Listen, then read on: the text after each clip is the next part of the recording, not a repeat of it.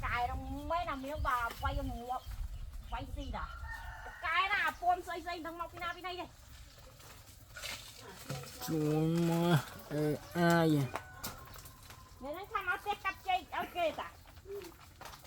cây cây phía ra cái tháp chơi chơi bom bom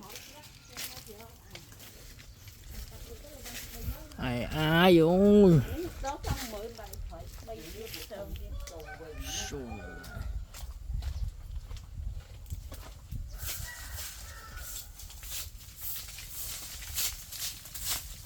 dọc anh tôi không đau lên đó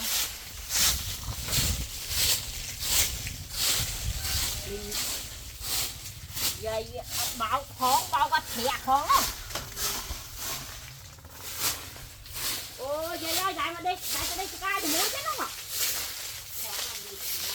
đúng không ai coi coi đi không nghe tới đi